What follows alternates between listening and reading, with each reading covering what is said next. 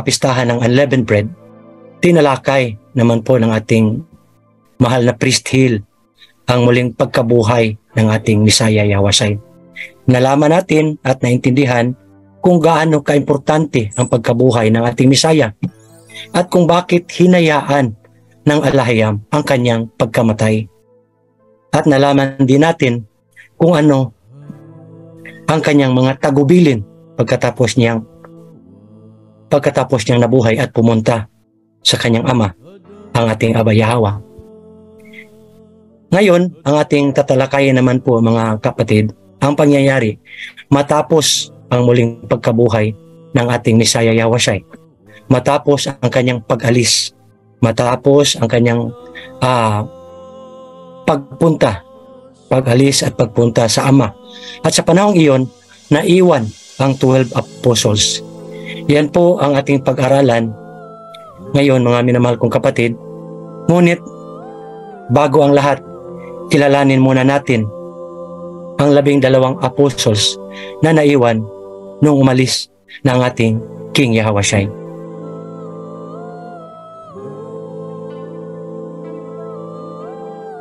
Siguro, ang iba sa atin dito ay hindi pa masyadong kabisado o kilala ang ating 12 apostles. Pero huwag pong kayong mag-alala, mga kapatid. Teka po muna. Huwag po kayong mag-alala, mga minamahal kong kapatid. Dahil normal lang po yan. Kasi alam naman po natin na hindi po binigyan ng importansya ng mga hintil ang ating mga apostoles. The true Israelites, apostles po. Si Paul po ang kanilang bida. Diba? Tingnan niyo po mga kapatid. Si Apostol Sandro, number 1, nakita niyo? Si Apostol Sandro, nandyan ba sa Torah? May isinulat ba na nandyan sa Torah? Di ba wala kahit isang tuldok, mga kapatid? Si James, son of Alphaeus, meron mga kapatid, Book of James, pero napakakunti lang po. 5 chapter lang. Napakaganda sana dahil ang sulat ni James ay punong-puno ng magagandang aral. Diyan po natin mababasa ang faith versus deeds. Pinagdiinan ni Apostle James na walang kabuluhan ang iyong pananalig kung walang paggawa sa kautusan. Sabi nga wala kang pinag-iba. Sabi ni James, wala kang pinag-iba kay Taning. Bakit? Dahil si Taning ay naniniwala din na may alahayam, ngunit hindi sumusunod sa kautusan. Ibig sabihin po mga kapatid, napaka-importante po ang pagsunod sa kautusan. Yan po ang sulat ni Apostle James, mga kapatid. Di ba napakaganda po? Pero napakakunti lang po kung ating pong titingnan ang kanyang sulat na nandyan po sa Bible, sa Torah. Si James, son of Zebedee, wala ring sulat na nandyan sa Torah, mga kapatid. Kahit isang tuldok, wala po. Si John, meron 2 gospel. Yung Book of Revelation at saka yung Gospel of John. Si Judas Iscariot, meron sanang sulat, mga kapatid, pero hindi inalagay sa Torah. Ginawa pa nilang masama at binaboy ng husto ang pagkatao ni Judas Iscariot. Mayroon pa rin isang Judas, mga kapatid, si Judas Thaddeus. Mas kilalang Jude Thaddeus. Meron din po mga kapatid, meron din po siyang sulat, yung Book of Jude. Pero napakaliit lang din po. Isang chapter lang, di ba? Isang chapter lang. Parang ano lang ba? Pangtapal. Para hindi po sila masyadong mahalata. Di ba? Na mga sulat ni Paul yung kanilang inilagay dyan sa kanila pong Bible. Si Kepa or Peter, mga kapatid, merong 2 libro, pero nako, kunting-kunti lang din ang laman, mga kapatid. Yung 2 Peter, 3 chapters lang. Daming ginawa ni Peter. Pero ang natala diyan sa Bible ng mga Babylonian, mga kapatid, ng mga hintil, napakakunti lang po. Malayong malayo po sa mga libro ni Paul. Si Mateo, tingnan niyo po mga kapatid, si Mateo meron. Buti na lang madami-dami ang laman. Si Nathanael, called along with Philip. Nathanael means, yun po ang kanyang pangalan mga kapatid sa Hebreo.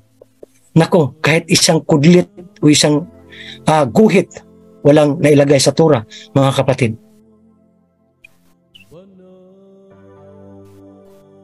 Walang nailagay, pero mayroon siyang libro na nagawa pero hindi po inilagay sa Torah. Yung title po mga kapatid, title ay Gospel of Bartolomeo, the book of the resurrection of Messiah Yahawashi. Pero hindi nasali sa Torah. Hindi po nilagay mga kapatid dyan sa Bible. Si Philip, wala rin pong libro na nandyan sa Torah. Pero meron pong Gospel of Philip na natagpuan doon sa Hamadi, Egypt in 1945, mga minamahal kong kapatid. Pero hindi isinali sa Torah dahil sa napakaraming paratang na dahilan ng mga hintil. Si Simon the Zealot or Simon the Patriot, mayroon ding libro mga kapatid, pero hindi rin inilagay sa Torah. Opo, meron po. Si Thomas, aka Didymus, the one who doubted the resurrection of the Messiah, wala din po sa Torah mga kapatid. Pero meron pong Gospel of Thomas na naisulat, pero hindi isinali sa Bible. Maliwanag na hindi po binigyan ng halaga sa mga hintil ang sulat sa totoong mga Israelite apostles. Hindi po binigyan ng importansya mga kapatid. Imagine mga kapatid, sa 12 apostles, 5 lang ang merong libro dyan sa Bible, sa Torah, sa Bible ng mga hintil mga kapatid. 5 lang sa 12 apostles. Bakit hindi isinali yung mga sulat ng mga legit na apostles sa Bible? At ang makikita natin, 14 na libro ni Paul ang naisiksik dyan sa Biblia mga kapatid. Yan po ang kagagawan ng mga Greeks, Romanong hintil mga kapatid. What was the mandate of Messiah Yahawashi before ascending? Una, revive the heavenly kingdom as testimony to all nations. Guide the lordship of Israel back to the covenant. Baptize them in the name of the Father, the Son, and the Spirit of covenant. Teach them to obey the commandments. Ayan po ang mga mandate na binigay ni King Yahawashi. Isa-isahin po natin, mga minamahal kong kapatid.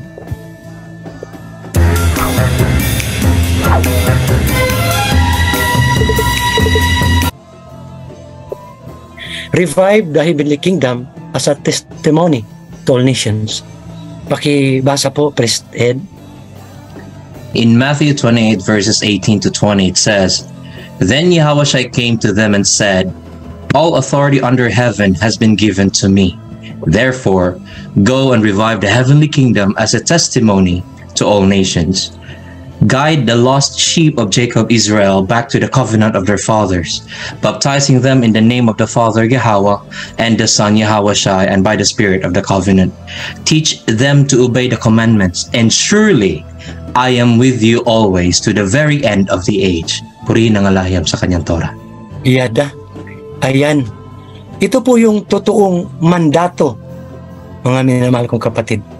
Revive the heavenly kingdom and guide the lordship of Jacob back to the covenant. Hindi po preach the gospel na itinuro po ng halos buong mundo ng Christian world. Lahat ng missionary mula sa kanluran, dala ang gospel, mga kapatid. Yun po ang kanilang tinuturo. Ano naman po ang meaning ng gospel? Sabi nila, gospel is derived from the Anglo-Saxon term meaning good story. A rendering of the Latin evangelium meaning good news or good telling. Gospel meaning good news daw, mga minamahal kong kapatid. Yun po ang pinapakalap nila sa buong mundo na ang good news nila or the gospel is ang death, burial, and resurrection ng Messiah Yahushua. Yun po ang kanilang good news or gospel, which hindi po totoo, mga kapatid, dahil ang totoong mandato ay to revive the heavenly kingdom and guide the lordship back to the covenant. Di ba ang layo po, mga kapatid, mga minamahal kong kapatid? Ang layo po. Tinuturo nila ang pagkamatay daw ni King Yahushua dahil kanila pong pinagdiinan na ang pagkamatay ni King Yahushua ang dahilan para po magkaroon sila ng kaligtasan. Pero hindi po yan totoo, mga minamahal kong kapatid. Ang tinuturo ni King Yahushua, revive the heavenly kingdom and guide the lordship of Jacob Israel back to the covenant. Yan po ang totoong mandato. Salamat po sa ating mahal na hari na siyang nagturo sa atin sa katotohanan yan.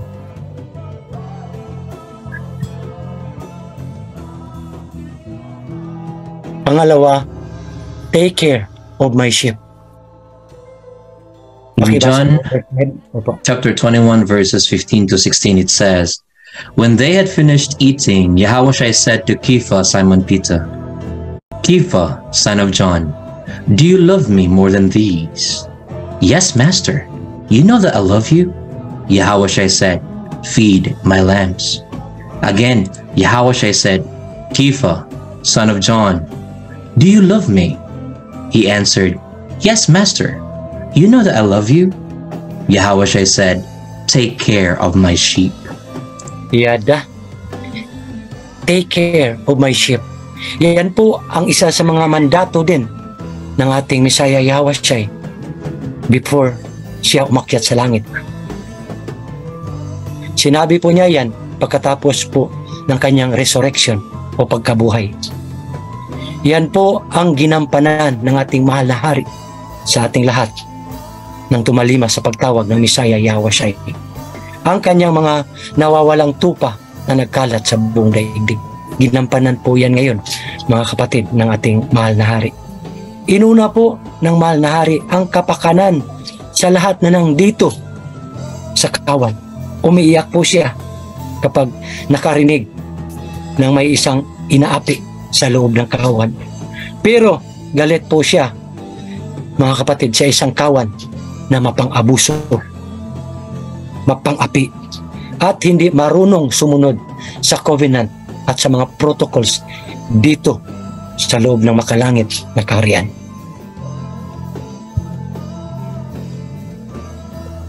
How Judas was murdered by the Gentiles. Ito po, mga kapatid, pasadahan po natin ang pagkamatay ni Judas kasi nangyari po ito, mga kapatid, nung si King Yahushua din po ay dinakip ng mga Parisiyong Hintil. Pakibasa po, Priest Head.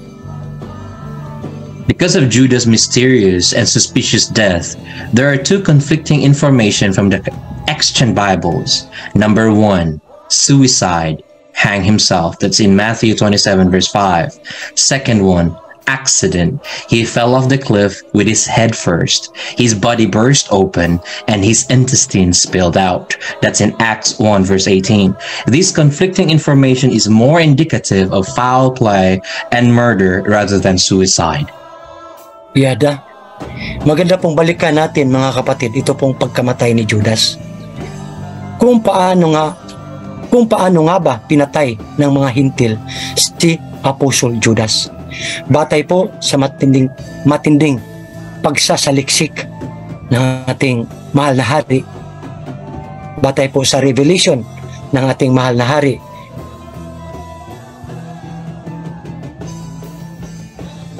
Mga kapatid, si Judas ang pagkamatay ni Judas sa pamamagitan ng pagbigti ay hindi po kapanipaniwala. Batay po yan sa hindi magkatugmang salaysay na isinulat nila sa kanilang Biblia. Ayon sa mahal na hari, may dalawang teorya ang pagkamatay ni Judas sa kanilang Biblia na natukoy po mga kapatid na ating mahal na hari ang kanila pong mga kasinungalingan. Ang isa ay suicide daw, hang himself. Nakita po natin diyan sa Matthew chapter 27 verse 5. Yung pangalawa, accident naman daw, nahulog sa bangin, bumuka ang tiyan at tumalsik ang bituka. Sabi din yan sa kanilang version sa Acts chapter 1 verse 18. O di ba? Sila ang nagkukontrahan, mga kapatid. Kaya maliwanag na pinatay nila si Judas at hindi nagpakamatay. Gawa-gawa lang nila ang kanilang paratang, mga kapatid. Hindi po si Judas ang nagtraidor sa ating Messiah Yahushua. Hindi po totoo ang kanilang paratang. Ito po ang totoong nangyari, mga kapatid. Next slide. How Judas was murdered by the Gentiles. In Matthew 27 verse 5, it says, "The night when Judas and Kepha, Simon Peter, went to Caiaphas was the last time Judas was seen alive. It was also the third day of the unleavened bread festival. Then Judas was later found dead at the potter's field bought by the chief priests. His body was burst open and his intestines were spilled out." Noong gabing dinakip ang Messiah Yahushua, sumunod si Judas and Kepha sa lugar ni Caiaphas, mga kapatid. Pumasok si Judas sa loob at si Kepha naiwan sa labas. Naghintay si Kepha sa paglabas ni Judas, pero hindi na po siya nakalabas, mga kapatid. Yun na pala ang huling oras na nakitang buhay ni Kepha, si Apostol Judas. Hindi na po siya nakalabas. Marahil ginapos na siya doon at tinorture dahil ayaw niyang maging witness against sa Messiah. Kaya sa tingin ko po, doon naganap ang paglagari sa pagitan ng dalawang hita ni Apostol Judas, mga kapatid. Kaya nung siya'y natagpuan, pagkatapos ng 3 araw, wasak ang kanyang tiyan at tumalsik ang kanyang mga bituka.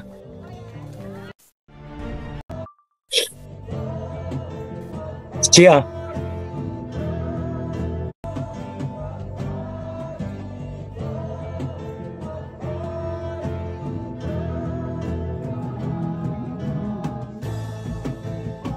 ang kauna-unaan apostol na nakaranas ng inquisition sa kamay ng mga Romanong hintil, mga kapatid.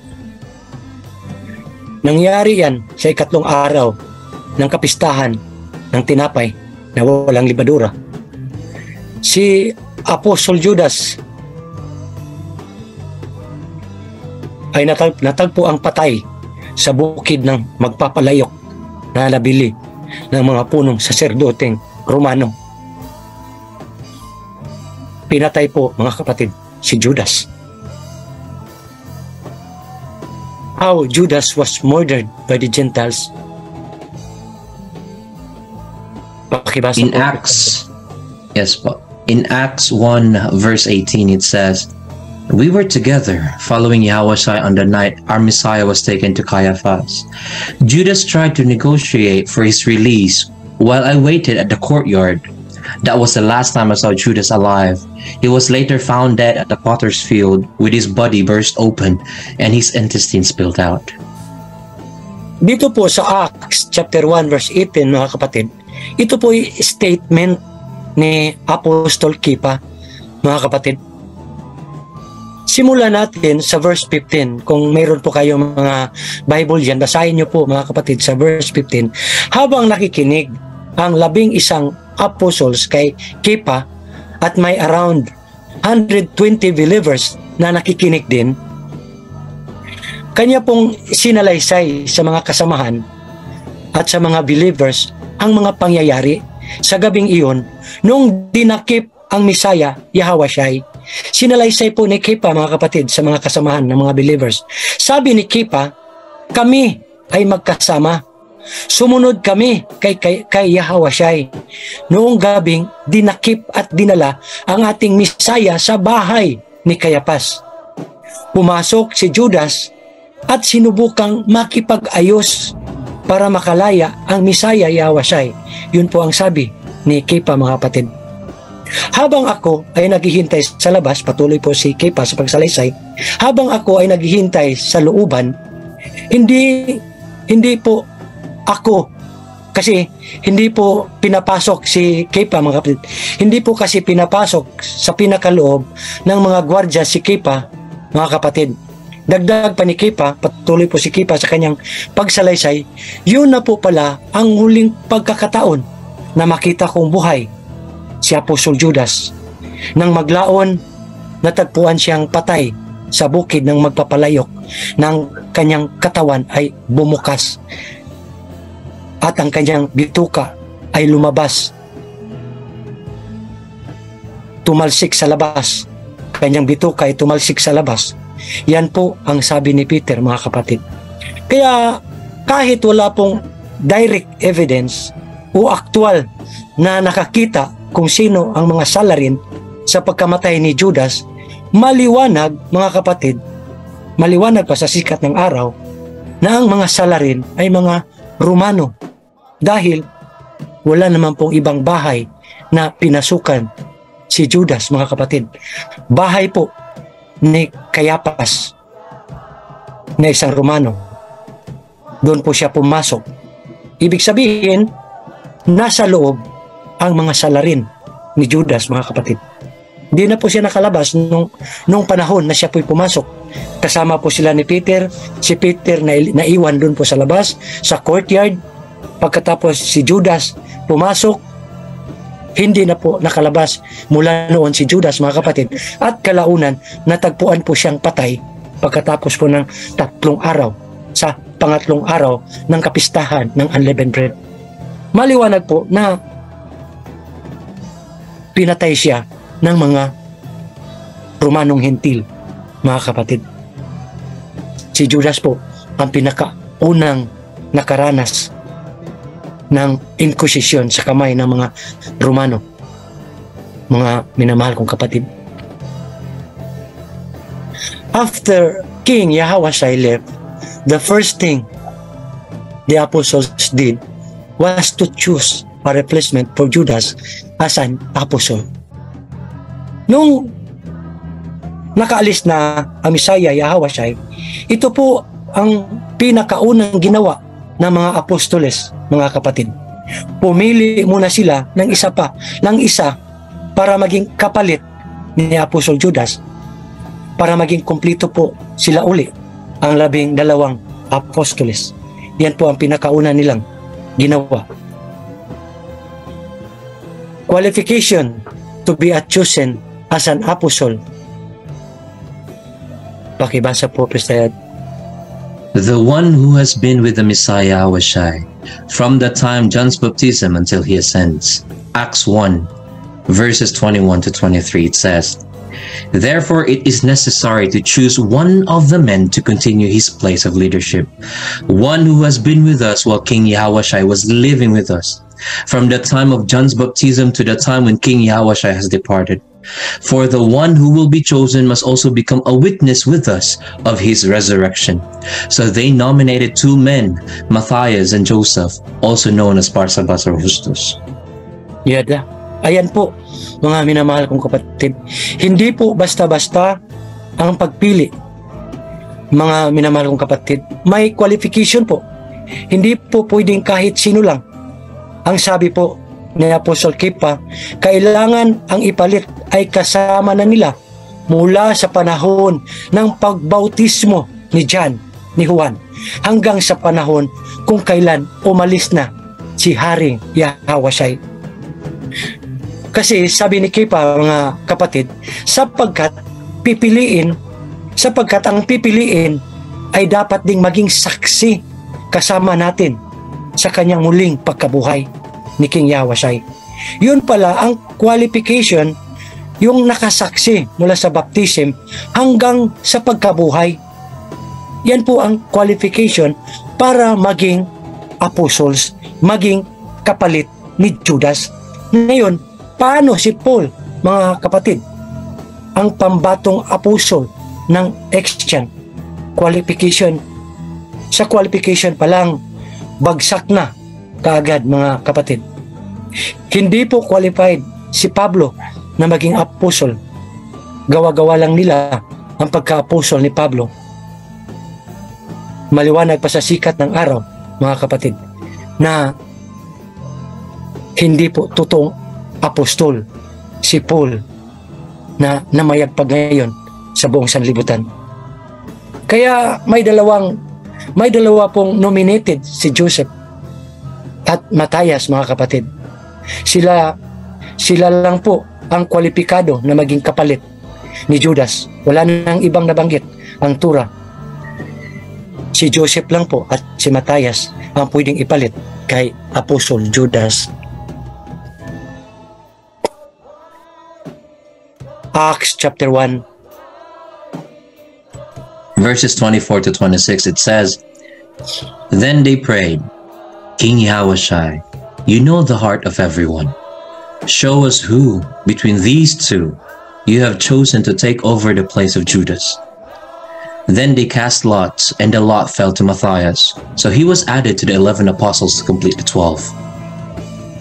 Kaya nung may dalawa na pong nominated, mga kapatid, hindi po agad-agad ang kanilang pagpili. Nanalangin muna sila ng mataimtim at hiningi kay King Yahushua ang paggabay kung sino ang mas karapat-dapat sa posisyon na maging panlabing 2 apostoles. Pagkatapos, nagpalabunutan na po sila at ang nakakuha sa pwesto walang iba kundi si Matthias, mga kapatid. So maliwanag na ang kapalit ni Apostol Judas Iscariot ay si Matthias at hindi po si Pablo or Paul na isang Romano, mga kapatid, gaya ng iniisip ng karamihang mga Christians. Naway maliwanag po sa atin, mga kapatid, na ang kapalit para maging 12 apostles ay si Matthias po. Yan po, mga minamahal kong kapatid. The apostles' mission began. Una, they preached the covenant and the revival of the heavenly kingdom. They baptized many. They performed healing. They performed many signs and wonder. Matapos po silang pumili, mga kapatid, para po sa maging kumpleto na po ang 12 apostles, nagsimula na po sila sa kanilang gawain, sa kanilang misyon. The apostles' mission began. Yan po ang utos ni King Yahushua, di ba? Nung sinabi ni King Yahushua na, Go and revive the heavenly kingdom as a testimony to all nations. Guide the lordship of Jacob, Israel, back to the covenant of their fathers, baptizing them in the name of the Father, Yahweh, and of the Son, Yahushua, and by the Spirit of the Covenant. Yan po mga kapatid, sinimula na po ng mga apostles ang kanilang misyon.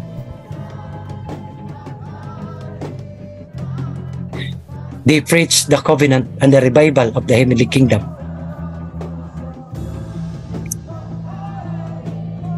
Pakibasa po, Priest Ed. In Acts chapter 2 verse 37-38 it says, "When the people heard this, their hearts were so overwhelmed with remorse that they said to Kepha, Simon Peter, and the other apostles, 'Brothers, what shall we do?' Kepha replied, 'Repent and be baptized, every one of you, in the name of Yahweh the Father, King Yahushua the Son, and in the Spirit of the covenant for the forgiveness of your sins. Thereafter, your wisdom will be open to the essence of the heavenly kingdom of the Alaya." Yada. Makikita po natin na nagturo na po sila kaagad. Kaya noong narinig ng mga tao ang mensahe ni Kepha, ang kanilang mga puso ay naantig, nalula at nagsisisi. At sila'y nagtanong, "Kepha, what shall we do?" Sinabi ni Kepha, mga kapatid, "Repent and be baptized, every one of you, in the name of Yahweh the Father, King Yahushua the Son, and in the Spirit of the covenant for the forgiveness of your sins." Sarap pong pakinggan, mga kapatid, di ba? Ganyan din po tayo noon. Parang tayo, mga kapatid, katulad din nung narinig natin ang pagtawag ng Misaya sa atin, naantig ang ating mga puso at agad tayong nagtanong, "OHC, paano ba kami makapasok sa covenant?" Sabi ni OHC, mga kapatid, nung unang narinig po natin yung video ng ating mahal na, sabi po ni OHC, "Magsisi kayo, tanggapin ninyo ang covenant ng Aba at magpabaptize sa pangalan ng Aba Yahweh at King Yahushua at sa Spirit of Covenant." Kaya agad po tayong nagpabaptize, mga kapatid. Tayo-tayo lang po noon, wala pang baptizer. At pagkatapos nating nagpabaptize, doon nabuksan ang ating karunungan patungkol sa makalangit na kaharian ng Alahayam. Niyakap agad natin ang heavenly kingdom at tayong lahat ay nagkasundo na kailangan natin ang isang hari na mamuno sa atin dito sa makalangit na kaharian. Aanhin natin ang isang kingdom kung walang hari na mamuno, mga kapatid, di ba? Kaya ang ating inaasam-asam na coronation, mga kapatid, mahigit 4 na buwan na lang ang ating hihintayin. Darating na ang coronation ng ating King OHC. Ipagsigawa natin sa buong mundo. The heavenly kingdom of Alahayam is here. Yada. Dito na ang makalangit na kaharian. Noon, laging sinasabi ng mga apostles, mga kapatid. Babasa po natin dito. "Repent, for the heavenly kingdom of Alahayam is at hand." Diba? Yan po ang laging bukang bibig ng mga apostles. Pero ngayon, andito na. Nakikita na natin, niyayakap na natin ang makalangit na kaharian ng ating Alahayam. Napakaganda po, mga minamahal kong kapatid. They baptized many. Patuloy po tayo sa misyon ng ating po mga apostles, mga kapatid. They baptized many. In Acts chapter 2 verse 41 it says, "Those who accepted his message were baptized, and about 3,000 were added to the flock that day." Yada. At dahil sa mensahe ni Kepha, marami ang nagpabaptize. Umabot ng 3,000 sa isang araw lang. And they were added to their flock, mga kapatid. Gaya din po sa atin, nang mairi sa YouTube ang mensahe ng kamahalan, marami ang nagpabaptize. Kumpul-kumpul ang nagpabaptize, mga kapatid. And they were added to the kawan, kung saang chapter sila malapit. Wala din pong pinag-iba sa pangyayari noon sa panahon ni Kepa, sa panahon po ng mga apostolis, mga kapatid. Dami pong nagpabaptize, daming tumanggap sa covenant, daming pumasok sa heavenly kingdom. Yan po ang utos ng ating alahayam. Revive, proclaim the heavenly kingdom. They perform healing, mga kapatid. In Acts chapter 3 verses 6 to 8 it says, Then Kepha said, Silver or gold I have none, but what I have I can give you. In the name of King Yahushua of Nazareth, walk. Taking him by the right hand, Kepha Simon Peter helped him up, and instantly the feet and the ankles of the man became strong. The man stood and began to walk. Then he went with them into the temple courts, praising Yahushua. Puri ng alayam sa kanyang Torah. Alalwaya alayam, yada. Sa panahon ng mga apostolis, isa lang po yan sa kanilang mga pinagaling, mga kapatid. Marami po silang mga ginawang himala. Nagpapagaling po sila ng mga may sakit. Binigyan sila ni King Yahushua ng kakayahang magpagaling. Kagaya po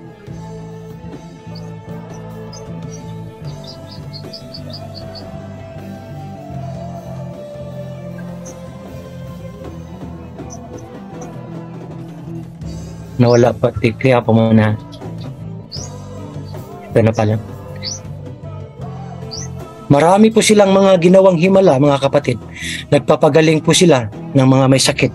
Binigyan sila ni King Yahushua ng kakayahang magpagaling. Kagaya po ng isang taong paralyzed and bedridden for 8 years.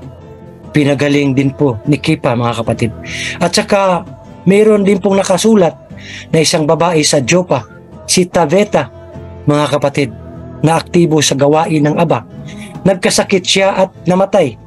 Pero noong pinuntahan ni Kepa at siya ay nanalangin, mga kapatid, si Kepa ay nanalangin sa Aba. Pagkatapos biglang nabuhay si Tabetha. At dahil sa mga himalang kanilang ginawa, marami po ang naniniwala at pumasok sa covenant. Nakasulat po yan sa Acts chapter 9 verse 32 hanggang 43, mga minamahal kong kapatid. Ibig sabihin, ang ating pong mga apostoles sa kanilang panahon, marami po silang mga pinagaling, marami po silang ginawang mga himala. Binigyan po sila, mga kapatid, ng kapangyarihan ng ating Messiah Yahushua upang ang mga Israelites nung unang panahon maniwala po at pumasok sa covenant, pumasok sa loob ng kingdom.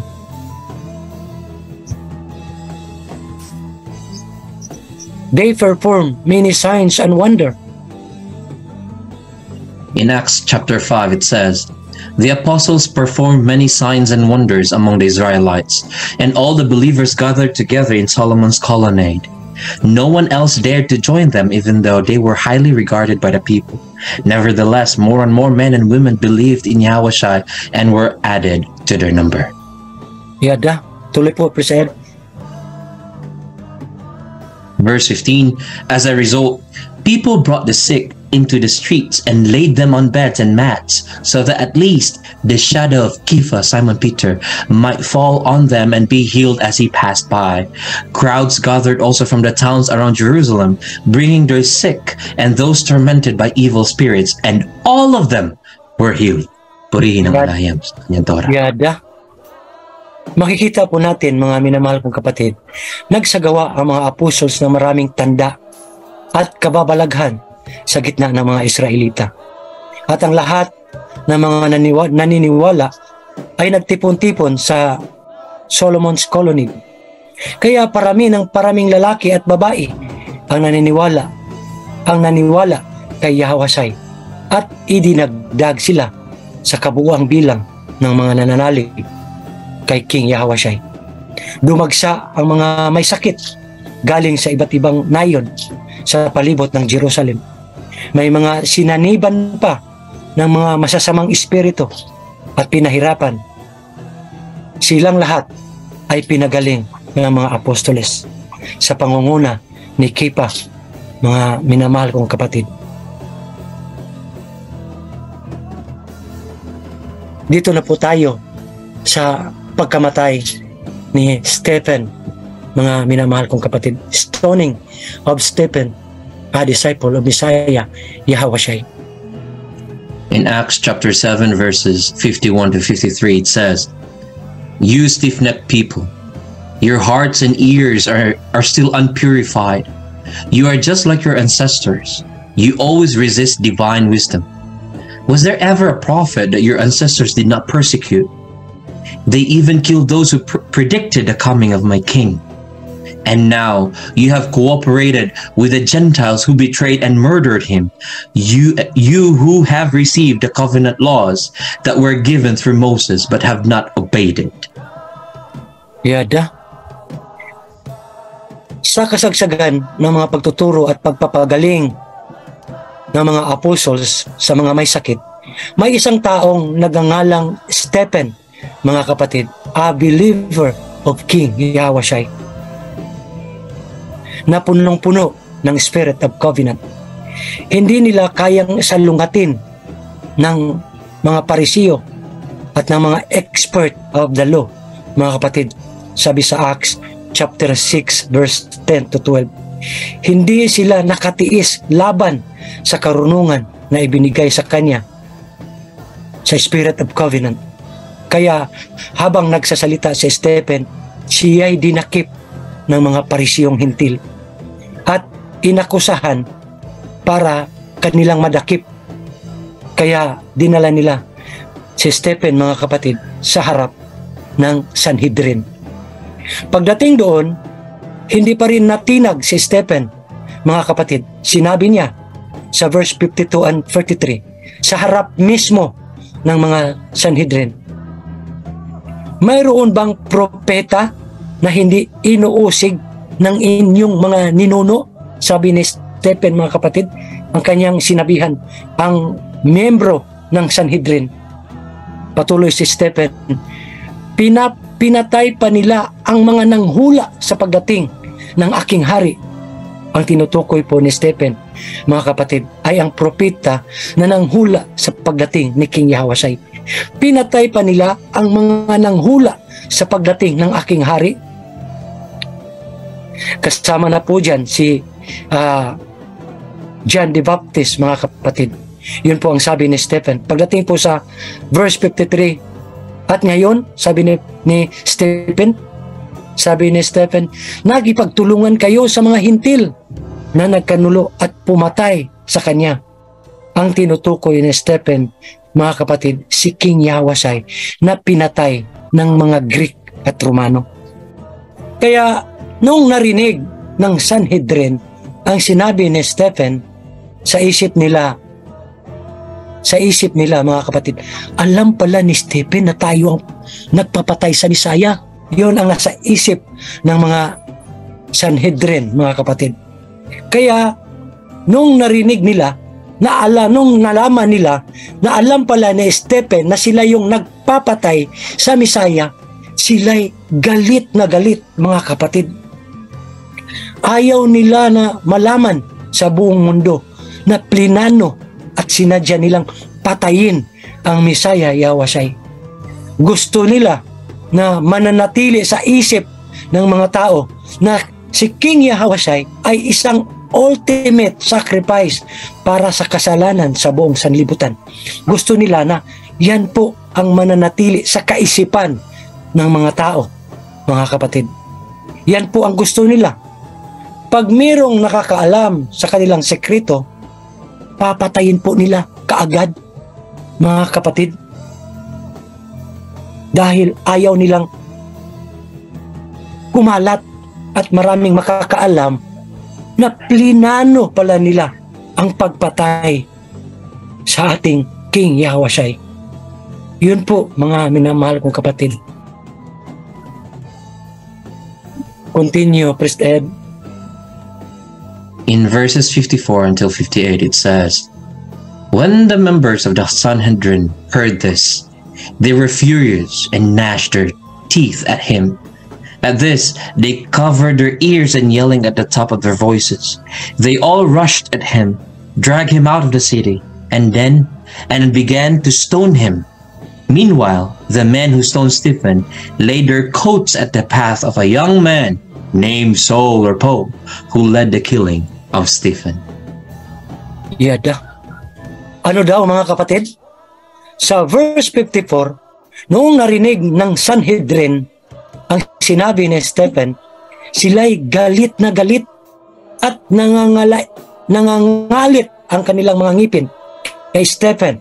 Mga kapatid, nagtagot ang ilang mga ngipon sa kalagot. Mga kapatid, saan po ba sa sinabi ni Stephen ang kanilang ikinagalit? Mga kapatid, walang iba, wala pong iba, mga minamahal kong kapatid. Noong sinabi ni Stephen na nag-conspire sila sa pagpatay sa Messiah, Yahushai, doon po sila galit na galit. At sa verse 57, dahil sa kanilang galit, ayaw nilang marinig ang mga sinasabi pa ni Stephen. Tinakpan nila ang kanilang mga tainga, mga kapatid, at sumigaw sila ng malakas. Lahat sila ay sumugod kay Stephen. Kinalagkad nila palabas ng lungsod at walang awang pinagbabato si Stephen. Mga minamahal kong kapatid, pinatay nila si Stephen. Sa verse 58, tingnan ninyo mga kapatid, dito unang lumabas ang pangalan ni Saul na naging Paul at naging Pablo. Isang binata na nangangalang Pablo ang nanguna sa pagpatay kay Stephen. Mga kapatid, yan po ang katotohanan. Ang buong katotohanan. Sila po ang mga salarin.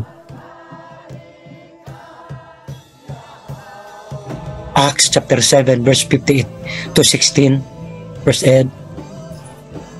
While they were stoning him, Stephen prayed, King Yahushai, receive my spirit. Then he fell on his knees and cried out, King Yahushai, do not hold this sin against my fellow Israelites, for they do not understand what they are doing.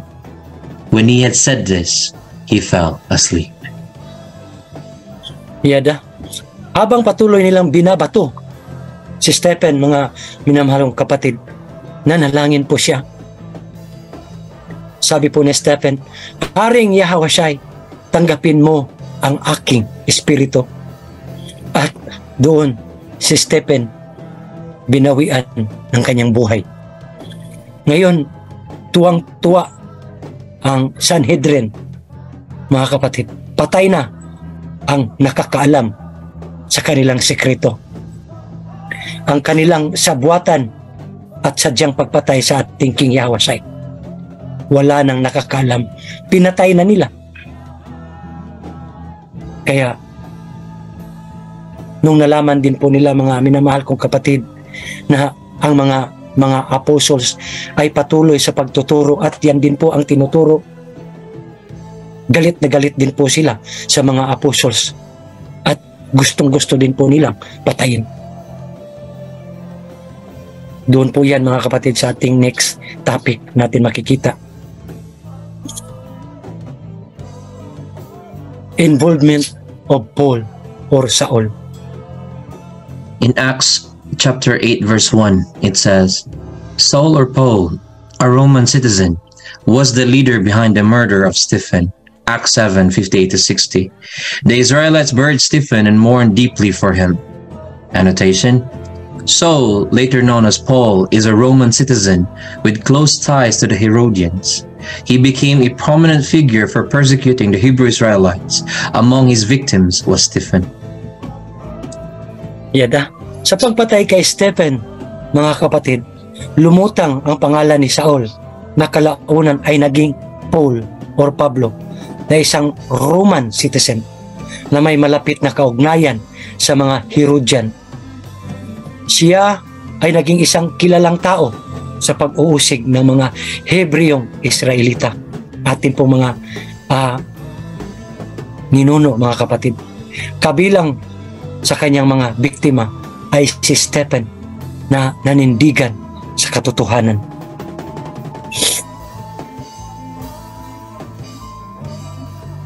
Acts chapter 8 verse 2 hanggang 3. Pakibasa, Priest Ed. On that day, a great persecution broke out against the Israelite congregation in Jerusalem, and all except the apostles were scattered throughout Judea and Samaria. The wicked Saul, Paul, continued to persecute the Israelite Jews without mercy. Going from house to house, he dragged off Israelites, both men and women, and put them in prison. Noong araw na iyon, mga kapatid, sumiklab ang matinding pag-uusig laban sa mga kongregasyong Israelita sa Jerusalem. At ang lahat, maliban sa mga apostles, ay nakakalat sa buong Judea at Samaria. Ang masamang si Pablo ay patuloy na inusig ang mga Hudyong Israelita nang walang awa, mga minamarong kapatid.